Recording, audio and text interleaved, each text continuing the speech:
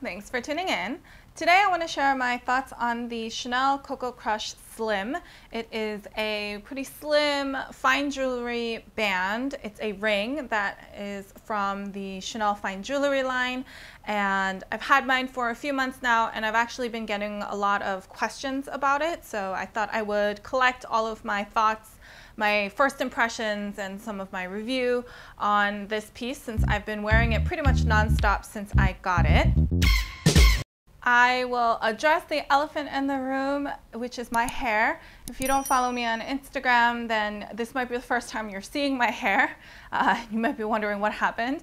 I just decided to take the plunge. It was a new year. I wanted some new color, and I always wanted to have pink hair, so I decided to kind of go for it and do a portion of my hair. I couldn't quite commit to a full bleach job, so we went with some sections that have different shades of pink running through it. Let me know what you think down below. I know it's quite a change from what I had before. So now that that's addressed, I'll kind of get into the meat of this video, which is the Coco Crush Slim. So this is the ring in question. I've been wearing it pretty much non-stop since I got it in August 2020. The only time I take it off is when I am taking a shower and when I get ready in the evening. So I don't sleep with it on and I don't shower with it on, but I wash my hands, wash dishes, do all of that kind of stuff with all of my rings on, like all of these that are always just on my fingers. So I don't take them off like every time I have to wash my hands. So it's gone through a number of hand washing sessions and dishwashing sessions. I feel like I can share a pretty honest opinion on how robust I feel this ring is. So yeah, it's pretty much been on my finger nonstop for the last 5 months or so. And I feel like it's held up really well, especially given all the abuse that I put it through for all of the hand washing, all of the dishwashing, and all of that kind of like constant water and soap action. I feel like it's done really well. I'll do my best to insert some like mod shots and some close-ups of what the ring looks like on my own finger, in hopes that it gives you a better idea of what the ring might look like on your hand. I know it's difficult to gauge. Everyone's hand looks different, is a different size and all of that. So I'm going to do my best to put in some of those shots so you can take a closer look. If I were to review the current state right now, I would say there are definitely some hairline scratches on there. It might not have as much of that high polish and sheen that I had when I first got it, but that's pretty much it. I don't see any major like dings or nicks in it, and I don't see any like discoloration or anything like that. It definitely just has more hairline, like surface level scratches. So I'm going to move on to share some of the pros that I think are really great for this ring. First and foremost, it's an extremely comfortable ring. I like that it's not too raised, you know what I mean? So it's pretty flush with your finger. It has a nice weight to it, but not enough where it really weighs down your finger and like you're conscious that you have a ring on all day.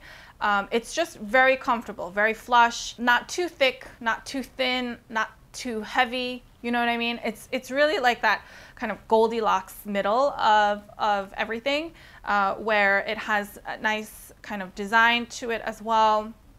I like that it has this kind of very subtle look to it. It looks from like far away, it looks like it might just be a simple band. And then when you look closer, you'll see the more detail of that kind of diamond quilt kind of pattern running through it. And I like that kind of subtlety. It doesn't seem to kind of scream like, oh my gosh, I'm like designer, and it's more just like a subtle elegance to it. Another aspect I love about this ring is the beige gold color. I believe this beige gold is proprietary to Chanel. It is their unique mix of gold, copper, and something else to make their tone of rose gold that they call beige gold. And I think it blends really well with my skin tone, so I like that it doesn't stand out too much. It looks very natural, and it doesn't look like very obvious jewelry.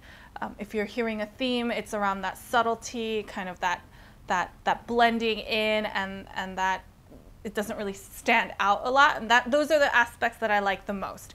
If you're looking for something that is like bam, you know, really either like flashy or noticeable from far away, like if that's what you're looking for, this is definitely not in that category, I don't think. But if you're looking for something that is more subtle, maybe more everyday, or if you're looking for like a wedding band that's from a designer brand, then I think this is a really great piece for that, because for a luxury fashion house, fine jewelry piece, I feel like the price is really good. So those are most of the pros. I mean, and then the other thing is when you get fine jewelry, it comes in this white box. Or not white box, sorry, this white bag that has a little lion on the front, because that's their specific like fine jewelry packaging. So those are most of the pros that I can think of. When it comes to some of like the cons or some of the negative points, I think it holds up really well. I think this is a pretty robust piece for the amount of daily wear that I put it through. I don't baby it at all. I'm not particularly mindful of anything. I just kind of, I use my hands a lot. So for all of that use that it's gotten on a day-to-day basis, I feel like it's held up really well. But for some of you, you might feel like, you know, in 5 months to get hairline scratches is like unacceptable. You might not like how much it sort of loses, how much it kind of lost its high shine and polish. Honestly, I just think that's like, you know, like lotion got on there, or some of my skincare might have gotten on there, or like soap, you know what I mean? Like when you just keep using your hands a lot for a lot of things, there can be some buildup, and I haven't cleaned this at all.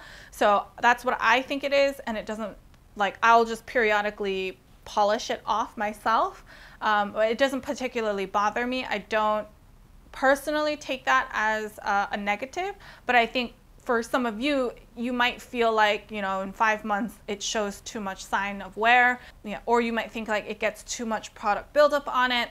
I just want to throw that out there so that you can kind of decide based on your preferences whether you think that's more of a con or not. The other piece I wanted to mention was also the price. I think I got mine for about $1,200 USD before tax. For a solid gold band, that can be considered kind of pricey. You can get a simple solid gold band for less than that. I'm sure you can get it for more than that too, depending on what kind of luxury fashion house you're looking at. But for me, for Chanel fine jewelry, I feel like that was a very good price for what you're getting for solid 18 karat gold, for that proprietary beige gold color. It's simple, but it has that subtle elegance to it. So for me, it was worth it. But I wanted to throw out there, if you're in the market for a relatively simple, like solid gold band, there are a lot of other brands. There are a lot of independent brands too that make solid gold bands for less than $1,200. So you don't have to go to Chanel to get that piece. I feel like there are a lot of other options, so that price point can be kind of a turnoff for some people. But net, I personally really enjoy having this piece in my collection. I like having it. I like how comfortable it is. I stand by what I said in my like unboxing and reveal video. I feel like this is really good value for money. And if you are someone who's in the market for like a wedding band or a wedding ring or something like that, I think this is a great option. I would refer to that video if you're curious to hear more about it, but I went into my personal philosophy on engagement rings and wedding bands and like where I would spend money, basically, or how I would sort of allocate my funds. I still stand by that. I think it's a great piece. I really like how subtle it is. I like the slim version. I feel like the regular size is a bit of a commitment. I think it's about twice, if not 2.5 times wider than this one is. So it takes up a lot more space on your finger. And that's why I feel like it's more of a commitment. The slim pretty much makes it very wearable for every day, and I also think it would be really cool to stack a few because they are skinnier. I have never worn this and like felt like, oh, like I feel like that was a waste of money. You know what I mean? Like sometimes there will be pieces where I get it and I look at it after and I'm like, I don't know why I got you, or I don't know what I was thinking. But this is not one of those. I just put it on every day and I it kind of completes my routine. It puts me, I don't know, it makes me happy. I'm sort of in the market for another ring that I want to wear every day. I did see one on Instagram that I might get, and I feel like I might put that on my middle finger here. I think it would look really nice with this ring next to it. So who knows, I might do that. But yeah, I just like wearing rings on the daily.